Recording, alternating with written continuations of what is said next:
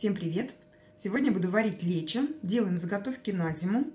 Рецепт у меня очень старый, проверенный даже не годами, а десятилетиями. И не побоюсь, самый вкусный.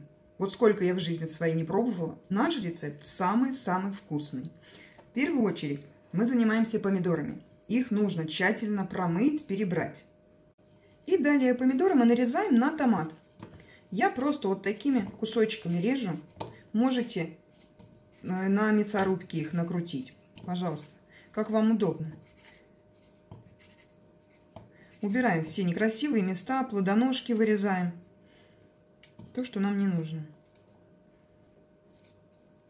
Кастрюлю отправляем на огонь и доводим до кипения. Не забывайте периодически помешивать томат. Мы пока будем заниматься перчиками. Нам их нужно почистить. Также все обрезаем лишнее. Полностью убираем все семечки. И плодоножку вырезаем.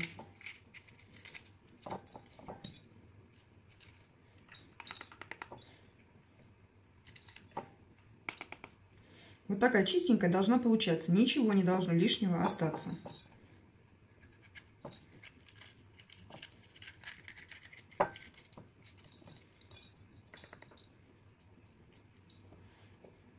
Весь перчик я подготовила. Чтобы было понятно, я все ингредиенты оставлю под видео. Мне нужно 3 килограмма. И вот такой уже очищенный, подготовленный перец я взвешиваю. И теперь нам перчик нужно нарезать. В принципе, это достаточно произвольно можно сделать, как вам нравится. Я нарезаю всегда вот такими полосочками. То есть это 1,5, может быть 2 сантиметра шириной. И именно вот такие продольные.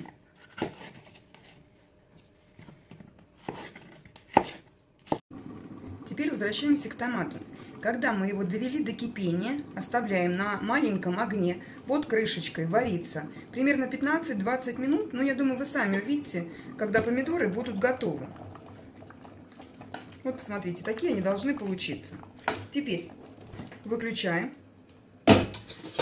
И я вот так делаю. Понемножку беру и все это перетираю через сито.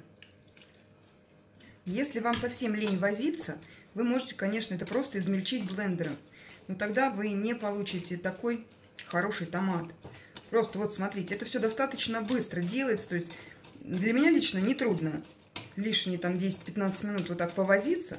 Но зато результат будет очень отличаться, если полениться немножко и сделать все блендером.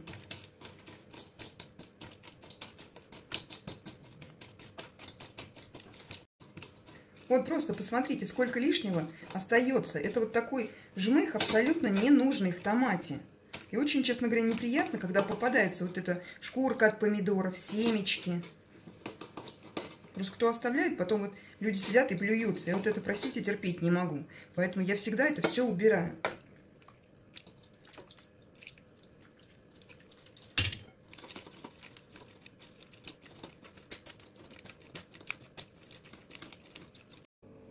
Вот посмотрите, какой томат получается. Чистенький, ни семечек, ни шкурочек. Все, однородный абсолютно томат. Вот сколько лишнего жмыха. Теперь, дальше, чтобы было просто понятно. Мне нужно 4 литра томата. Поэтому я отмеряю.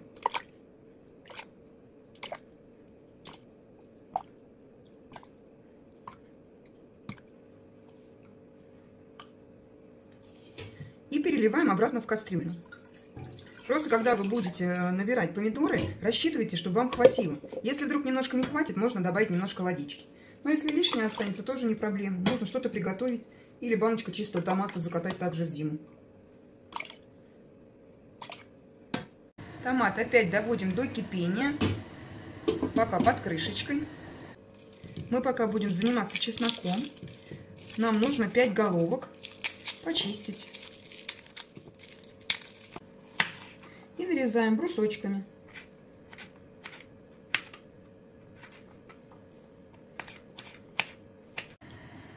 Добавляем чеснок к томату.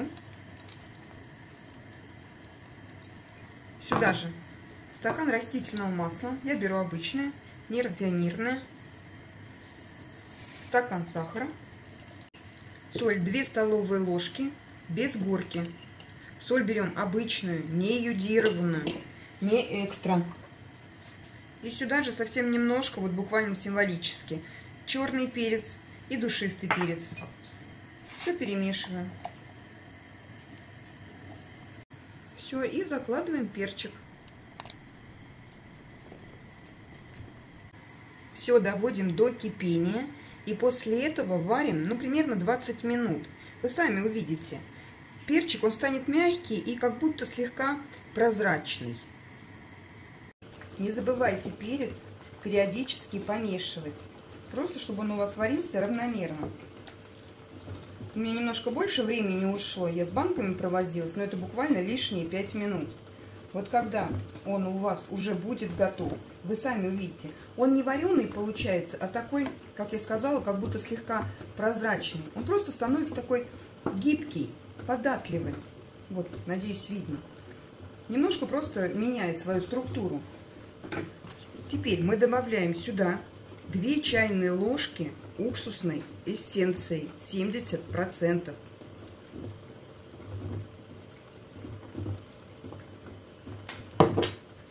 Провариваем еще буквально пару минут. Все хорошенько промешиваем. К этому моменту у вас уже должны быть готовы банки, крышки, все помыто, простерилизовано.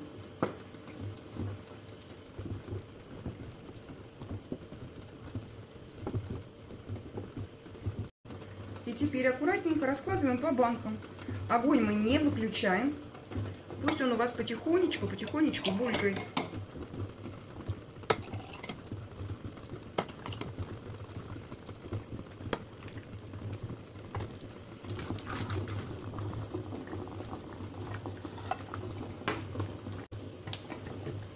Все, баночку закатываем.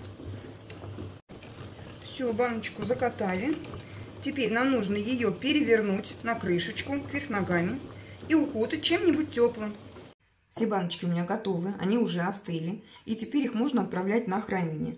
Кстати, хранить их лучше всего где-нибудь в прохладном месте. Но если у вас такого нет, можно просто оставить в шкафу при комнатной температуре. Главное условие – это чтобы не попадали солнечные лучи. Но это как и для любой консервации.